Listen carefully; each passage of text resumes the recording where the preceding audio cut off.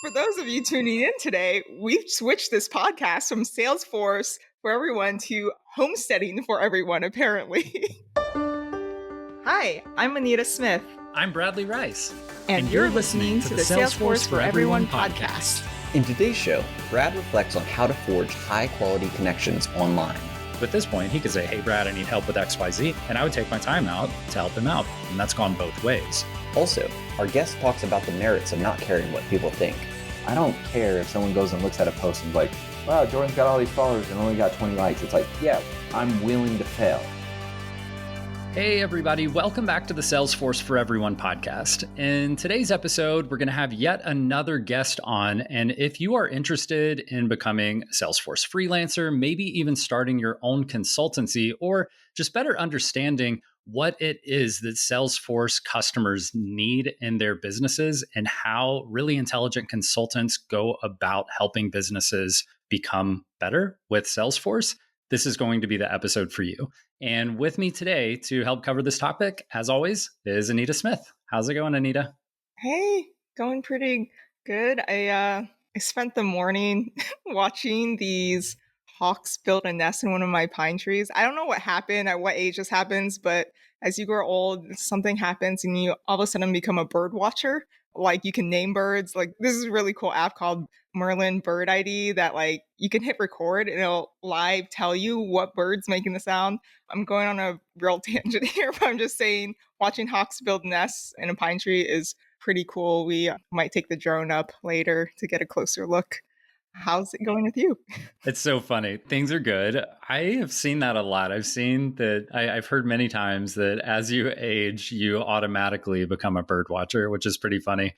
We have a love-hate relationship with hawks because we have chickens. And so it's sort of our job to make sure that there aren't any hawks around, but there's not a whole lot you can do about it other than try to distract them somewhere else or scare them off with like things. But we did find this has worked so far. We've had a lot of people tell us about hacks that just don't work, but we did end up getting 3 black chickens, and apparently hawks don't like crows and they see them as too similar to a crow. And it's true. Ever since we got those chickens, the hawks have not bothered the flock anymore. So it's actually pretty cool. I don't know if it's just coincidence, but it worked. So I'll take it. Oh, that's way better than where I thought it was going to go. That hawks are racist or something.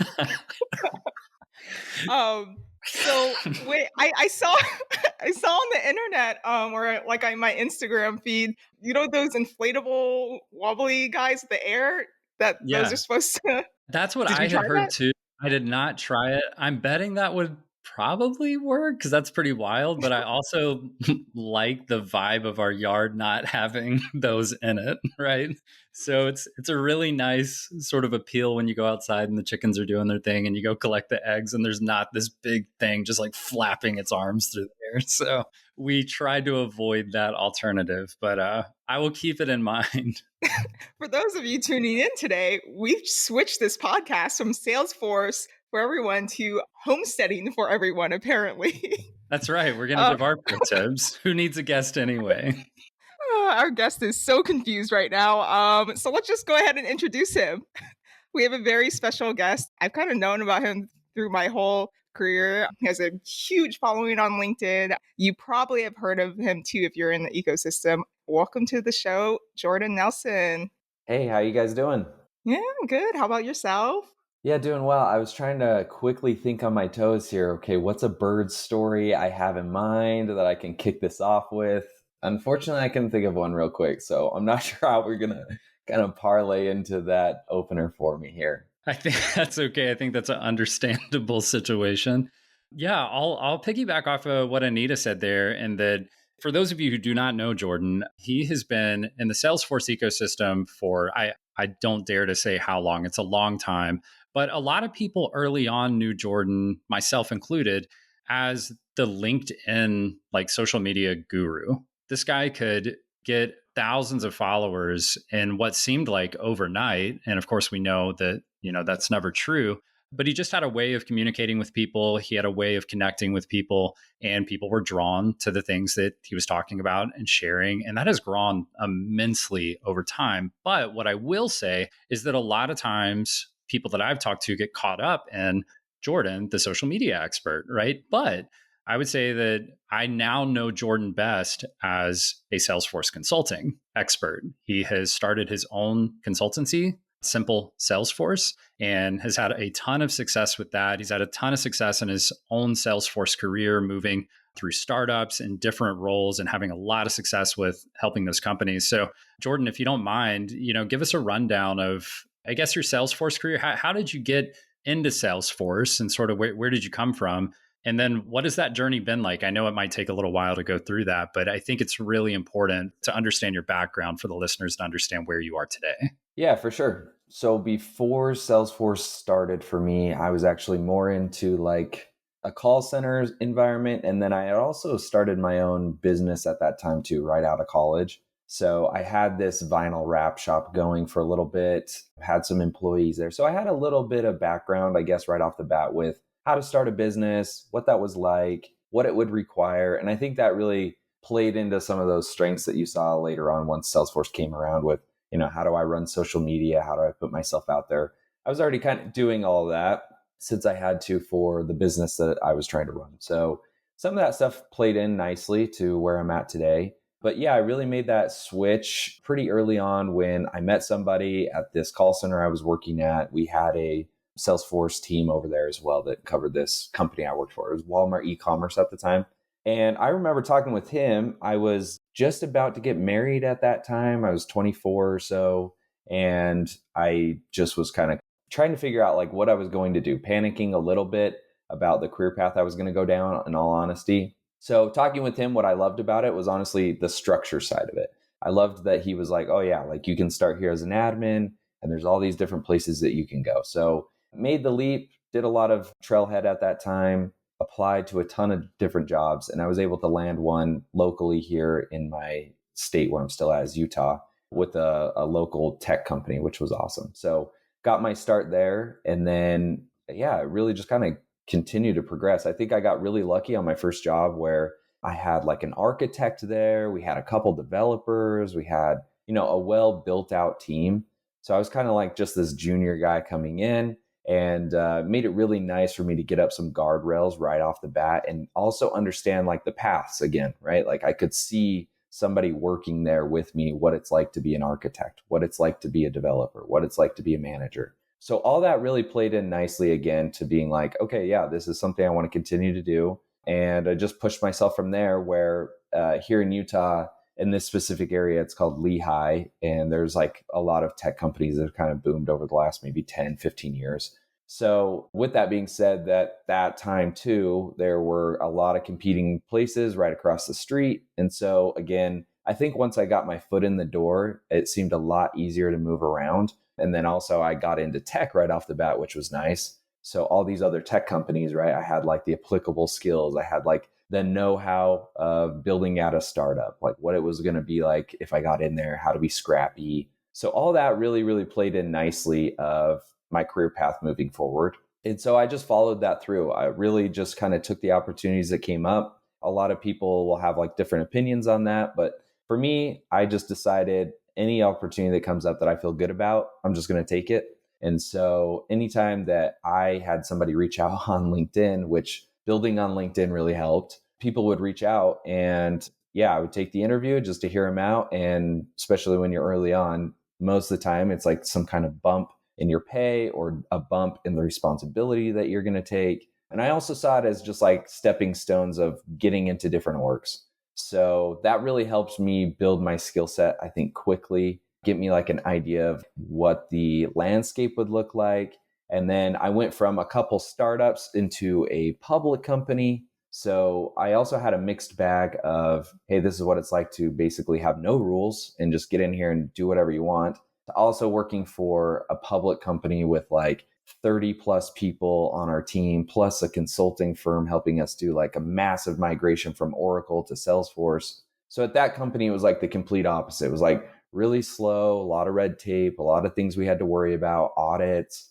So that one was like a really good check at that point in my career. I felt like to be like, okay, hey, yeah, you might be able to move this fast, but realistically, this is how we would have to build a scalable solution. This is what it's like to work with Q&A. This is what it's like to work with a bunch of stakeholders that are going to be involved in the project. So Yeah, I went through quite a few of those things before I finally ended up at my own decision of trying to go out on my own with a consulting firm. So I'd seen a few friends at this point do that. I felt like I had the skill set to do it. And I had some people start to reach out here or there. Nothing serious, but some people would reach out on LinkedIn through the DMs about doing a little side project or helping out with something with minimal hours. So that also kind of got me a little more interested in the idea, and also to make me feel like it was possible. It wasn't like I was just kind of shooting from the hip and just going to go for it. I'd already been introduced to it somewhat. So that helped me, figure out the foundational things that I would need to do on my own if I were to do it. So yeah, at that point, I just decided it was probably the best move. I wanted to get back into business. I went to school for that. I went to the University of Houston, ended up dropping out, but I was going to University of Houston and studying entrepreneurship over there in their program, and had some awesome people that I met up with that had completed that course that I still talk to today that was really helpful. So I always wanted to go back down that path. I always wanted to try to be my own boss. So yeah, it just seemed timely at that time where I had the skill set now, I had the experience now, and I wasn't so shy about how I was going to go about and doing that. So it just really lined up. I felt like it was finally time to do it. And yeah, decided to kind of jump out of my full-time job and start my own thing. Wow, what a journey. Question. I know some people hesitate about making that jump. At what point do you decide to go from full time to part time? Like when you find enough part time gigs that matches what you're making full time, or like is it percentage? You're like, okay, let's just go for it. Like what amount of money or amount of jobs made you feel safe to leave that full time role? Yeah, this one was tricky because I've always been really open about what I've been able to make. And I ended up getting paid. I don't know. I honestly think that my last role, I was maybe a little bit overpaid, in all honesty. I think they wanted me to kind of fit a different type of role than what they really tried to hire for. So I ended up not really matching up, anyways. But my last role, I ended up with a salary of 165 plus stock options, and I was still considered a senior admin. So, in my opinion, I hadn't seen anything else that high for that kind of title. That's like usually moving into architecture world. So that made me really nervous. That's why I'm bringing that up, because I hadn't really ever taken a step back at this point. And so, I had a lot of pressure on myself of like, oh man, how am I going to match that kind of salary right off the bat? And I got into a difficult position over there because, like I'm saying, it just really wasn't lining up with where I was at my last job, and really the responsibilities I was supposed to have and what I should be doing. And it just didn't seem like a really good match. Nothing wrong with the company or anything like that. It just didn't seem like the match for me. So it did force my hand a little bit. And just by happenstance, again, there was somebody that had reached out maybe like 3 months prior, and don't really know him super well, but there was a Salesforce AE that lives here in Utah. We've talked like a couple times, and he randomly had reached out like 2, 3 months before and was like, hey, just sold this company. They're looking for a consultant. Thought of you. Would you be interested? Like, sure. What can hurt of this, right? So I took it on, and that helped get things ramped up and going. And so I had one already kind of, ready to go, I guess you could say. And so talking with them, understanding their need, I knew that they needed at least 10 hours of work, if not 20. So I was like, okay, hey, like I could probably make this work even if I start off with like $100 an hour, right? And they were totally fine with that rate. So I got that going. And when that time came where it was getting kind of awkward at my full-time job, and I knew it just wasn't going to be a match, I was either going to have to move to another job or I was going to have to move into my own thing. That made it a lot easier to make that switch. So I just went out, stopped the full-time job, went into this consulting thing. It was still a little scary because now it's like all on the table to be like, well, hopefully these guys don't drop me because I don't know how to find another client, right? Like these guys were just given to me. I didn't really look for it. It was just kind of like karma that came back a few years later. And so it was stressful that way. You're also losing insurance. You're also losing, PTO. You're losing benefits, all these other things that come from a full-time job that's very, very nice and convenient. So all of that was also on the table. Again, my circumstance was a little different because my wife was working too. So she had insurance. She still had income. We had a good savings at this point. We don't have kids. We just have a dog. So it's like we've been saving and putting money away, right? So there was this nest egg that I had, and it gave me a little more, I guess you could say, courage to feel like, hey, if nothing else, I could try this out for 6 months to a year or something, and we could still be fine living off of what we're still pulling in from my wife's income and the nest egg that we have built up. So that did help me out a lot. And then I would say the biggest thing is like, if you do have a significant other, if you get their buy-in, that makes like all the difference, because in some degree it felt like I don't want to let her down, right? I don't want to stress her out more. I don't want to put her in a position where it's going to cause more kind of issues between us or something. So it was, I think, a big thing on her end that when I decided to leave this job, she was the actual one that encouraged me from the get-go to be like, hey, you've always wanted to do this. Just try it out for, even if it's just a month, just try it for 30 days, see how this thing goes, go all in on how you would find more clients and how you would actually do this. And then that way you can at least see what it's like, see if you can actually make it work. So that was all the difference too, to have her buy in and then feel like, hey, I'm not going to stress anybody out. And this is going to be like my pet project in a way. And I think if you take a look at it that way, if you're in that stage, it makes it a lot easier to feel like it's more of like an experiment versus you have to make it work. If you look at it more of an experiment and just seeing what can come of this, if I took 30 days or I took 60 days to try it out and I tried my hardest, what can come of that, right? So I think that really helped take the pressure off, and it got things going, and started piecing together some old tactics, I guess you could say, from when I started a business before, and how to be scrappy about finding customers and what I did before to find customers. So I started using a lot of those tactics again to be like, okay, this is the path I'm going to go. And it really worked out that way. So it was nice. All right. I've got a lot of questions, but I guess I'll start with like one question instead of just reading off this list. I mean, so many questions from this, but I'm going to start with, I just want the audience to note, not that you can't listen to a podcast and make your own notes, but these are some things that I thought about that I think are super important from the coaching that we've done for freelancers and helping people advance in their careers. And one thing is that you had support, and you had support in the most meaningful spot, right? Like you had it at home. Not only did you have support, but you likely had accountability at home, and you had accountability for yourself, and you had a bit of pressure, but healthy pressure to be successful and try this out and give it a go. And like you said, even if you only give it 30, 60, 90 days, that's still a healthy pressure to keep you in line, right? It's like, I don't have forever. I don't have 5 years. I've got 60 days and I need to vet this thing and see if it's going to work, or I got to go back to work. And that's okay too. But I don't have a year to see if this is going to work. I've got 60 days to see if this is going to work. And I've got support at home, and I've got things lined up for myself. You mentioned a few things. It was support at home is important. And if you don't have support at home, what I believe Jordan really had, and I had this as well when I was doing the cutover, and that was important to me that my spouse was on board with this decision and giving this thing a shot. And it's for all the best reasons, right? It's to improve your flexibility, to improve your income potential, to drive your future family to a place where they have options. Like, I think when you have a good relationship with your spouse and you're in a good position like that, the obvious thing to do is to go, yeah, we got to try this. If we think we can do it, we got to try it, because it could put us in a really, really good spot. The other thing there is that if you don't have a spouse at home, or maybe they're not even on board, be sure to surround yourself with people who believe in this effort and believe in this mission that you're going on, instead of surrounding yourself with people who think it's too risky, or think you're crazy for trying this, or why would you be successful when there's so many other consultancies out there? Like, go look at the list of App Exchange partners. Like, there's so many consultancies. How could you do it, right?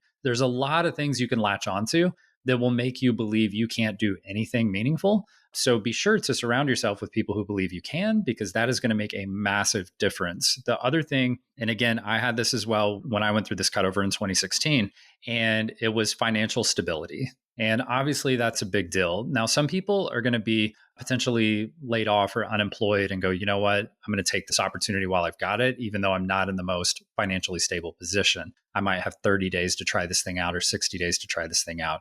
But if you can be in that position, like we were in a position where we were thankfully involved in the financial independence community. And if you don't know what that is, then I would highly recommend check out the Choose FI podcast. That's Choose FI. choose financial independence. And episode 100 is a really good place to start if you just want to get the foundations of what financial independence is. And the reason I bring that up is because we were saving about 50% of our income. And it sounds like you guys might have been similar because you could probably survive off of just one income in your household.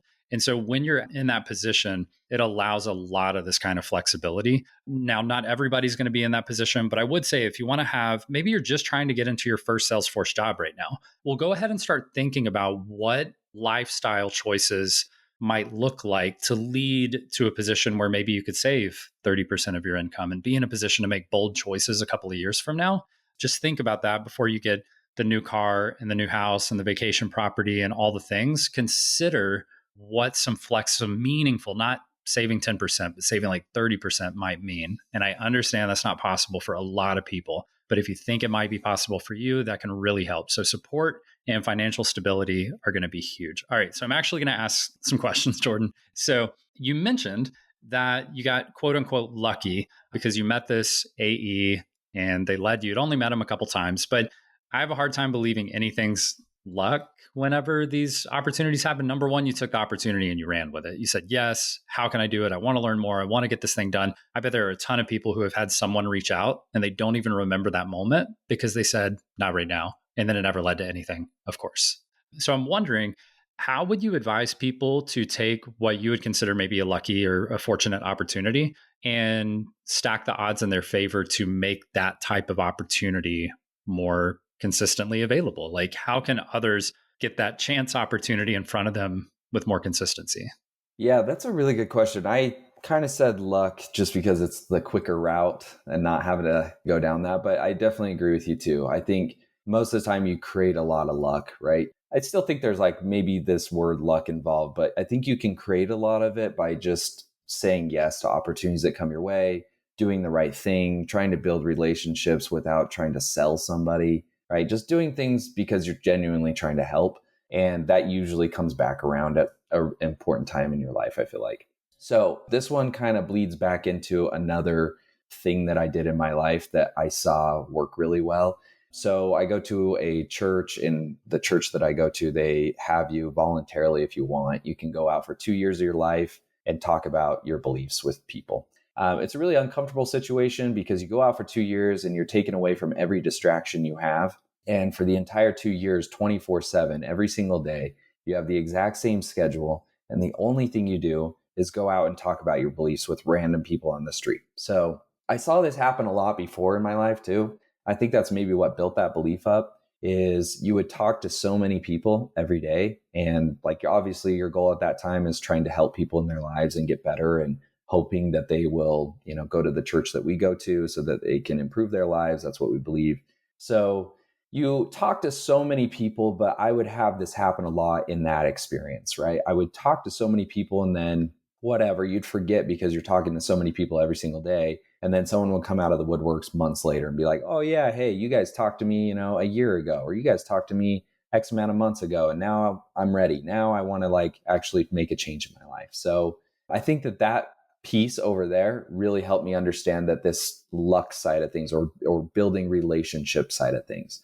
And so going forward, if I were in the position of wanting to get into consulting, that's why I think building on LinkedIn is so huge. Like, you're sharing your thoughts every day. You never know who's reading it. You never know who is going through something similar that you have.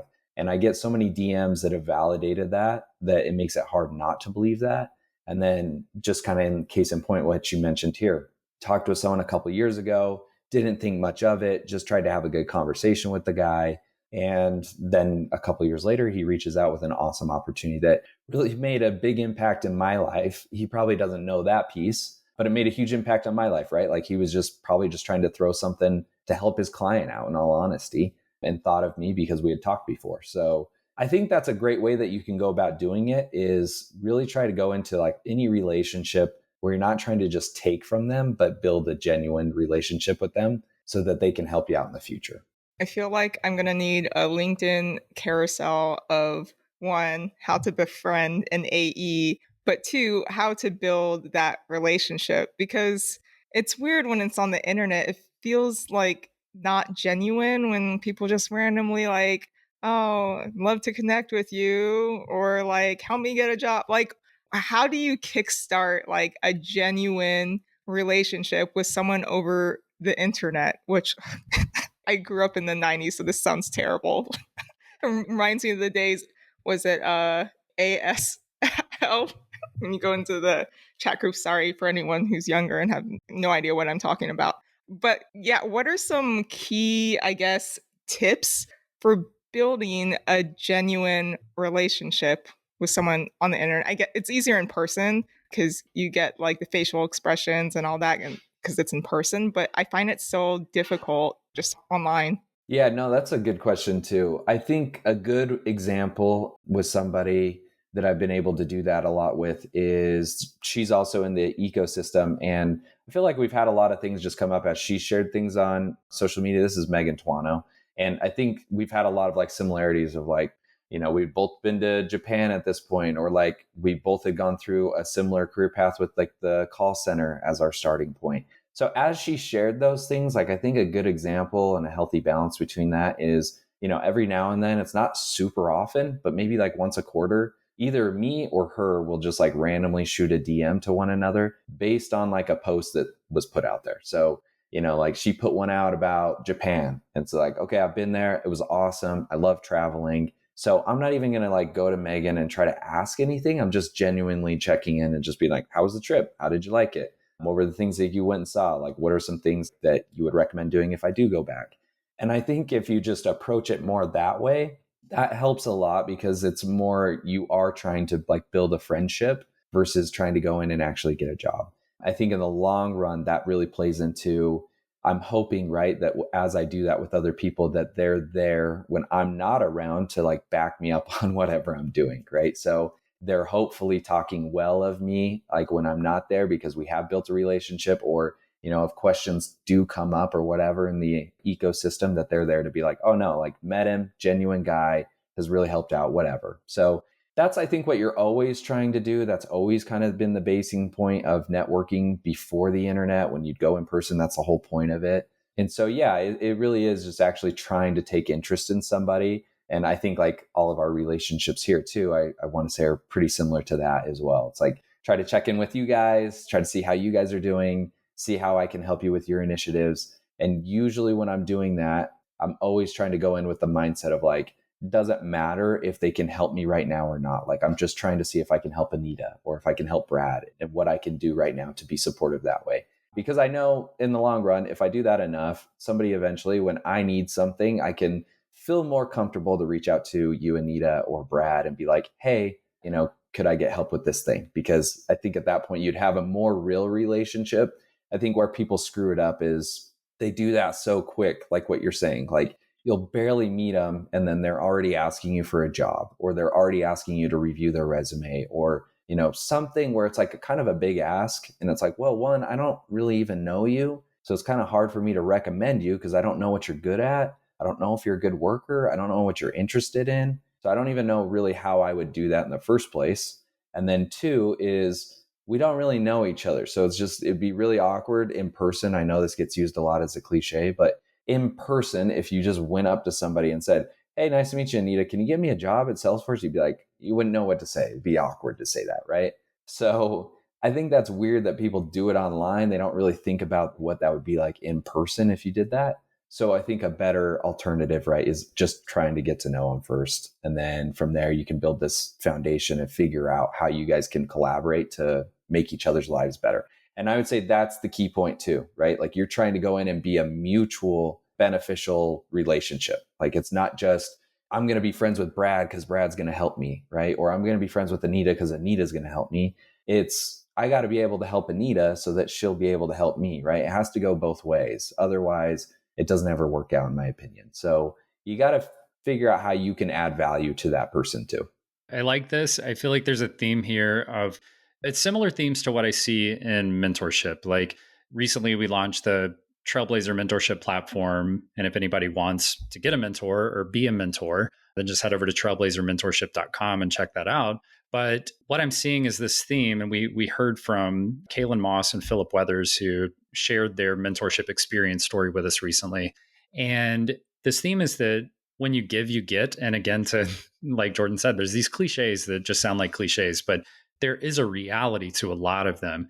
And what they were basically talking about is that Kalen, obviously being the mentor, is able to go out here and give, give, give, give, give, even being the person who you would say is, on paper ahead in the game, right? But there's so much that Kalen can learn from Philip because Philip's got this big family unit and Philip is further along in life than Kalen is. And there's a lot that Kalen can learn from Philip. And what do you know? Philip's going to be a Salesforce professional and they're going to grow. And what do you know? Before long, Kalen will be 15 years into his career and Philip will only be 10 years into his career. But hey, that's pretty comparable once you start, aging into the career path. And now you can benefit one another. And there's going to be so many synergies. And I think that plays into quite a lot of, sort of what you're talking about, Jordan, with this ability to come in and call it networking or call it relationship building or whatever you want to call it.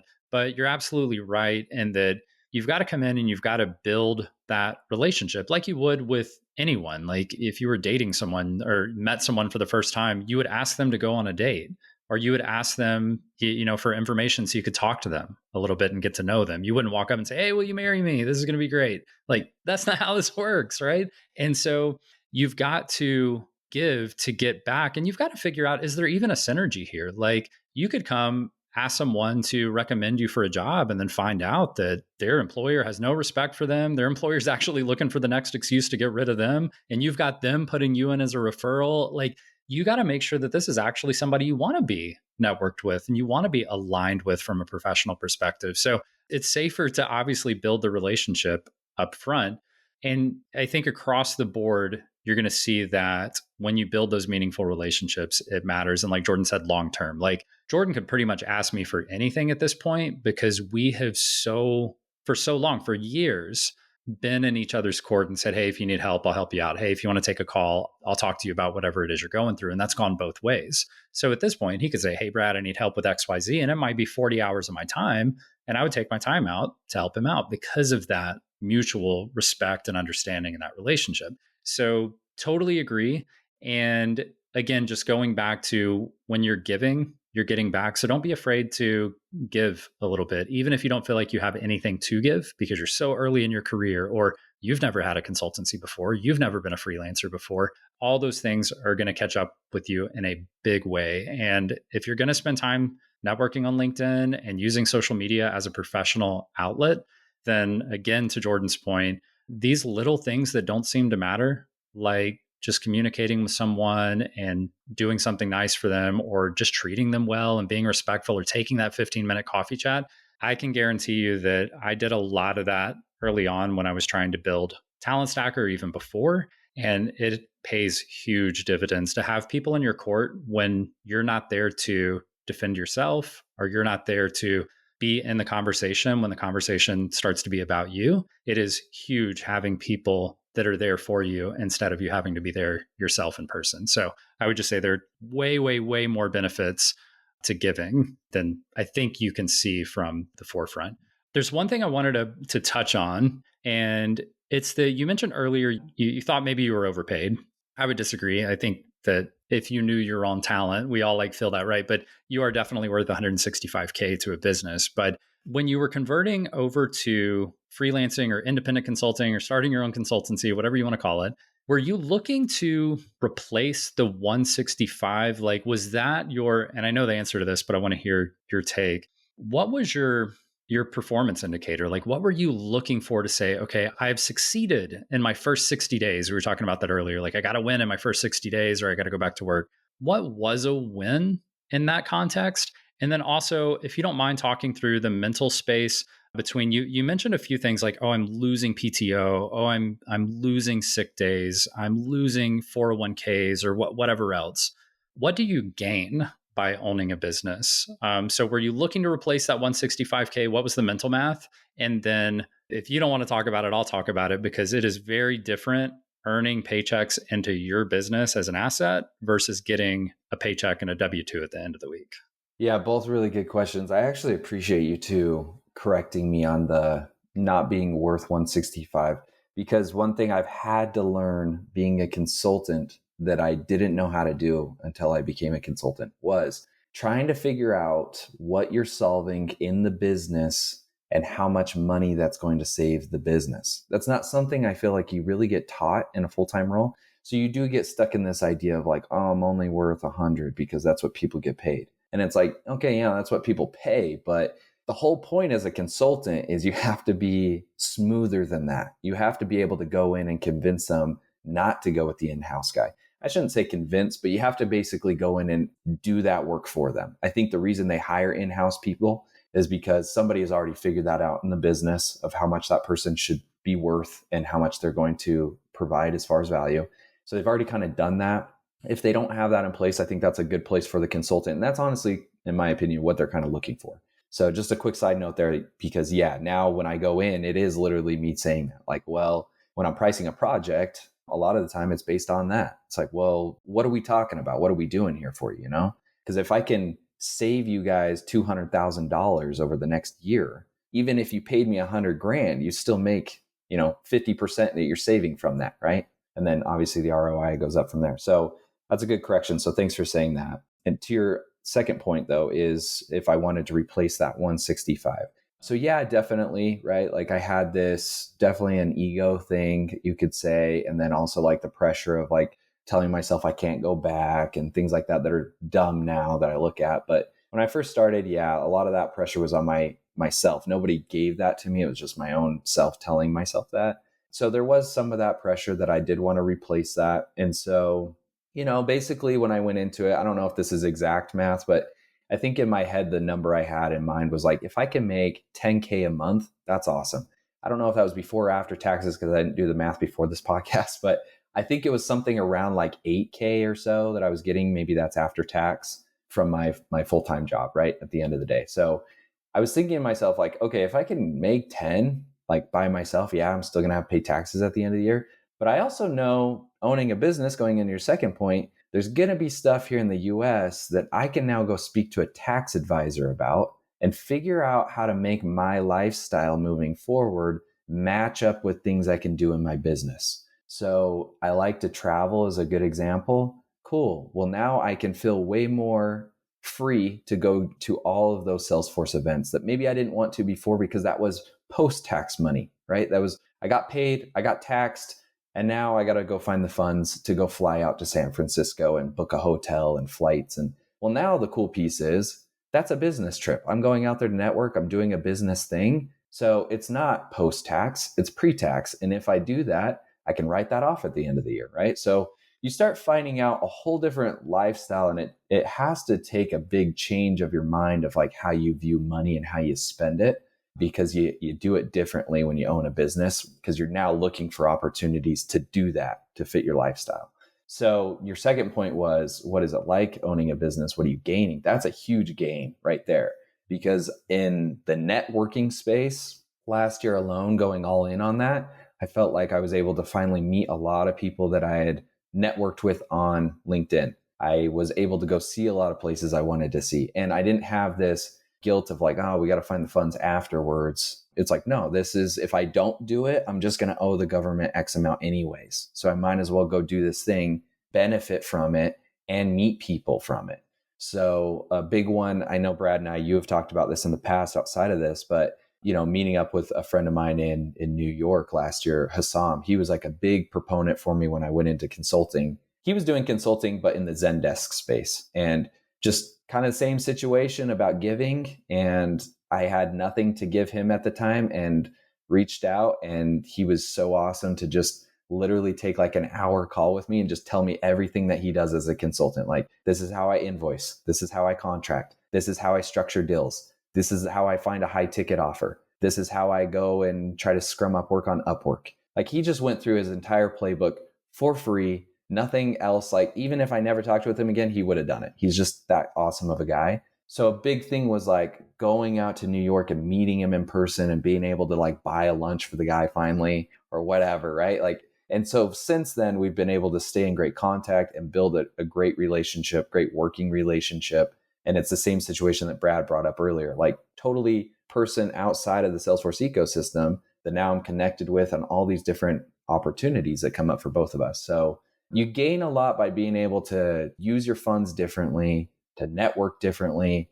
And as that comes in, I would say that is like if you're ever interested in business, I think earning your own money is crazy that way too, because it just like, for me at least, unlocked a lot in my mind to be like, man, this is so weird that I can go on the internet, say that I know how to do something, and then find people that need that problem solved, and then they just pay me directly. That's like such a weird thing in my mind.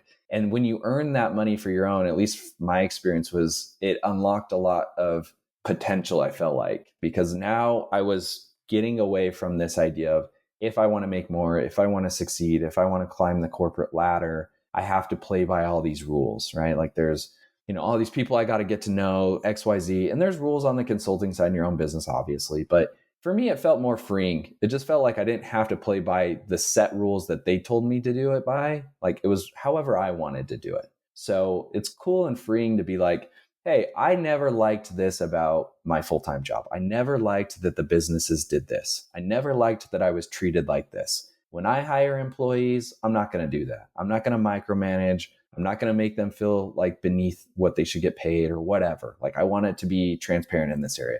So it's cool that way that you get to start picking and choosing to be like, this is what I liked, this is what I didn't like, and I'm not going to do that. So I think that's really rewarding, and it may be to some, may not be, but at least for me, I loved that piece of it. So yeah, once you start going down that path and proving to yourself and building the confidence that you can earn money on your own, I think it makes it really challenging to try to want to go back, because then you're like, I know how to do this. Like, I don't need somebody else to tell me how to do it. And now I have unmatched potential for myself.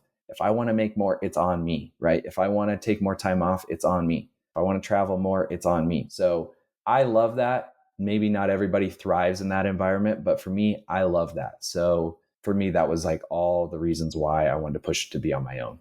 I think those are really great points and good things for people to consider if that thought process aligns with what they're looking for, or if maybe, I think a lot of that talk track helps people see like, oh, that doesn't really interest me. W-2 might be my thing. Or man, that sounds amazing. Like I really want to go this path. I'm wondering, Jordan, because we've talked some offline about this, but do you happen to know off cuff about what the multiplier is if you were to sell a consulting company? Like what the valuation like multiplier would be?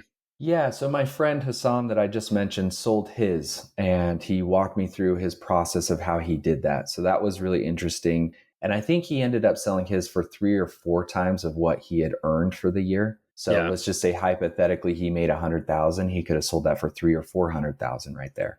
Yeah, so that's something I wanted to draw attention to. I appreciate that, like a real world example of something that's happened recently, right? And if you don't mind, one more question about, do you know about how many years he was in business before he sold?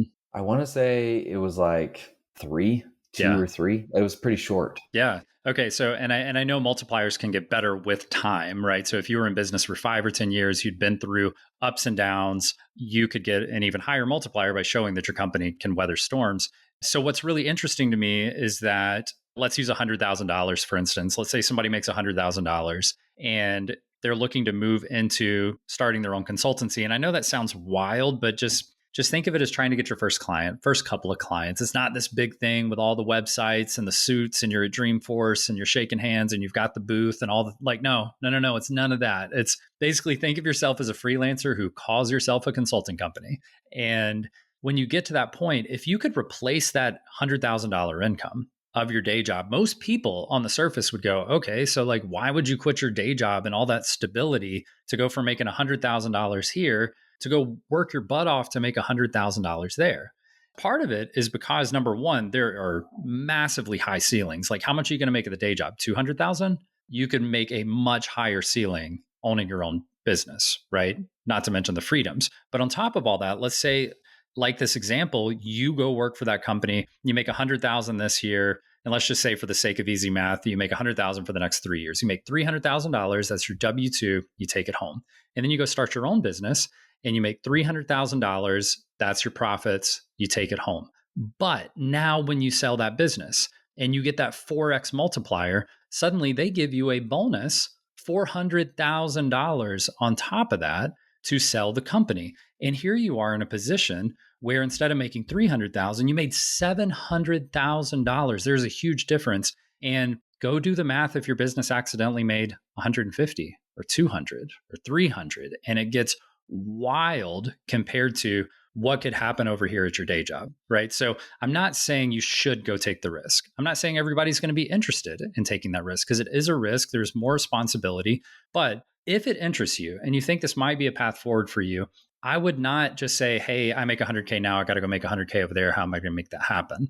Because truth be told, you could likely make a few tens of thousands less every single year and still at the end of the day win on the end game. The other thing I wanted to point out is that healthcare and retirement plans, a lot of people think, oh, if I own my own business, it's going to be chaos to find these. Not true. Healthcare, yes, it's a premium, but your company is paying that premium maybe for you, or not the premium, but the brunt of that cost for you by giving it to you. But I can tell you that the additional dollars you're going to make way, way, way offset that. And I would argue that retirement plans for business owners are much better, much more variety, much more options than whatever little thing your company lets you do. And they make you pick a fund and then they take 2% of everything out of it anyway for the fund managers and blah, blah, blah. Like, it's insane how screwed you're getting on a lot of these company retirement plans, even if they are matching. So I just wanted to point out a few caveats that healthcare and retirement, you can do it. And there is much more to the math than just saying, can I replace my income? Because there are a lot of other benefits, like we just mentioned. So, all right, I'm sorry I took over. I'll hand it back to you, Anita. Yeah, no worries. It's just really cool to listen to both of you talk about it. I mean, for someone who's still working a W-2, there's just this invisible hurdle that just like completely blocks you to like make that move. And hearing it from people, oh, like, we've done it, it's not as bad. Like, I hear that. And then I'm going back realizing, I had the same mindset when I first pivoted into Salesforce role, like, oh, I can't do it. This is impossible. I mean, like, they said they can, so I'll try. Like, I'll follow the steps and advice they said, and then I do it, and it worked. I don't know why. Why, like, every time it's hard to get past that mindset, even though it has worked in the past. So I really appreciate you sharing lessons you've learned making the switch over. It sounds like the biggest one is networking and having friends in that lifestyle ready to give you advice. But were there any things aside from the pricing yourself? Were there any mistakes or like hard lessons you had to learn that might benefit some of the listeners out here when they're making that switch? Yeah, definitely. I think a big one is not getting so wrapped up in pressuring yourself for the outcome. Brad mentioned this a little bit, where all the goals seem really unobtainable in the beginning, even myself. And to your point, Anita, this happens every single time with me too. And it is funny because I've been trying to get better at like writing down times when I did something difficult and it worked out, because then I can look back on it and be like, this thing worked out, or I figured this thing out, and gives me that confidence to do it. I think what's so hard in the beginning stage, like you're mentioning, is you're just jumping into it and you have no proof, no validation that it's ever going to work out. Like, you haven't done it yet. So you're in this like tunnel basically.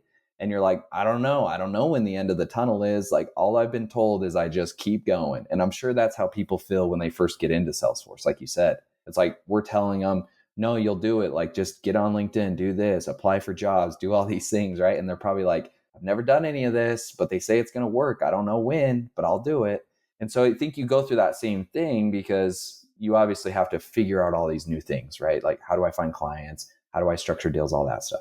So you are in this tunnel, and I have that happen still today with different things I'm still trying to work on. One of them is like perfecting like how I get leads, how I consistently get leads. It's always worked out. So I've tried to do the same thing where I'm like, I've found them in the past, I've figured it out, but that still feels like a tunnel to me because I'm still trying to figure out that formula of like, what does it actually take? Like, what unlocks that thing for me? So that part is scary for sure. Looking back as the pressure thing though, that I just mentioned, and Brad mentioned it too, is I could have been better at breaking down those goals a little bit more sizable. So instead of telling myself, I need to make 100K this year, or I need to make whatever the goal is, do the math to get it all the way back to your hourly rate of what you want to charge and how many clients that would take. That's much more sizable and easier to get yourself to believe it, I think.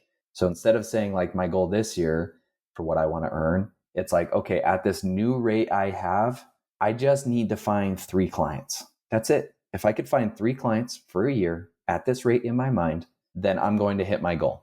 Versus thinking of the actual money that I'm trying to make. When I go to that side, I'm like, it's never going to happen. No way I will ever make that. That's insane. But if I just think of it in 3, and then I think of like everybody that uses Salesforce, I'm like, I can't find 3. Like if I can't find 3, I got a problem, right?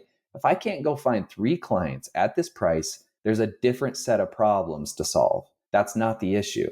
So that makes it a lot easier. So whatever the goal is when you first start, break it down into that. Just say, like Brad said, I just need to find 1. If I could find 1 at this rate, at this many hours, I'm good. There's my 100K. That's it. 1 person. That's all I got to do. So if that takes me a couple months to find them, so be it. Once I find them, I'll be able to make that money. So I think taking the pressure off, we mentioned it earlier of going back to like the experimenting type of idea. Don't think that it's like, I didn't get it this month. Oh man, I failed, right? You're experimenting, you're learning. You don't know how to do this. A lot of this is going to be new. So what you got to change your mind to is, I'm just trying to figure it out. What's working? What's not working? Okay, I've tried this experiment for this X amount of time. Did that work? No? Okay, let's switch it up. And this is really common too, and I still do it too for other things. But it goes back to that principle that we don't want to look foolish in front of other people, right? So a lot of the times we don't put in the effort because we don't want to fail in public. Same goes for something as simple as like LinkedIn content. I flop all the time on there because I'm always experimenting. And nobody actually cares what I'm doing except me. I don't care if someone goes and looks at a post and is like, wow, Jordan's got all these followers and only got 20 likes. It's like, yeah, well, I'm trying something to try to figure out how to get more leads. So are you trying to find leads? Probably not. Like I am. So I need to figure out what works. So I'm willing to fail. I'm willing to figure out that post didn't get me any leads. Let's not do that one anymore. So you got to kind of go through that together. If I would have taken the pressure off of myself in the beginning with that probably would have made it so much easier, because like you mentioned, Anita, too, to end this is to say, you've done hard things in the past. You've figured things out in the past. Like you didn't know Salesforce, you got into the industry somehow. So you've been able to figure it out. It's the same kind of feeling that you're going to go through. And you just got to kind of trust in your gut of like, I've always figured it out. And also thinking of it as a formula. So the more I think of it as a formula, the easier in my mind that becomes to believe, where I'm like, people do it. You put in X outputs and Y happens, like something in there. I just don't know the formula, but if I figure this thing out, then I'm good. And that's all I'm trying to figure out right now. So that's what I'd say to end it. Try to take it that way. Well, just wanted to thank you, Jordan, for taking the time to answer all our questions. You talked about your consultancy a few times. Do you want to tell the audience in case, one of the listeners is interested in hiring you? Yeah, for sure. So I tend to focus on my strong suit. So I was in tech for quite a while. So who I'm usually reaching out to is somebody that is a tech industry. So that's SaaS, financial industry, fintech, anything like that. And then it's typically somebody that has like raised some money, Series B, Series C, and usually making around 10 to 20 million ARR. Somewhere in that range. That's usually the businesses I work with. You can always go look at my LinkedIn profile. I publicly announce the people I work with. So if it's something in that realm, that's usually my strong suit and who I usually like to reach out to. All right, awesome. So if you guys want to talk to Jordan, check him out on LinkedIn and head over to simple.salesforce.com. And I believe you can find information there and maybe even book a call with Jordan if it sounds like you would be an interesting person to work with for your business. On the Talent Stacker side, I would highly recommend grabbing the free Salesforce Career Accelerator Toolkit at talentstacker.com/CAP. And that's because, number one, we will help you through step by step how to actually start your own freelancing, independent consultancy, and work your way towards being the type of expert that Jordan is today. And the beautiful thing is, Jordan is actually our freelance coach inside of the Career Accelerator program. So if you want to get advice from people like myself, people like Jordan, and many others who are there helping to coach and guide the next generation of Salesforce talent, be sure to head over there. Again, talentstacker.com/CAP. Thanks for listening, and be sure to subscribe on whichever platform you're listening on. We really appreciate it, and leave us a 5-star review if you've got the time, and we will catch you on the next episode. Bye. Thank you for joining us today. To get started for free on your own Salesforce career, go to talentstacker.com/start. or check the show notes. There you'll find all the resources you need to start earning $60,000 to $80,000 in as little as 8 months, no matter your education or career background. The Salesforce for Everyone podcast was produced by Edmund T. and engineered by Andrew Mendonza. If you like what we do at this scrappy can-do podcast, please help others find us by leaving a 5-star rating and a great review on whichever platform you're listening to us right now. See you next time.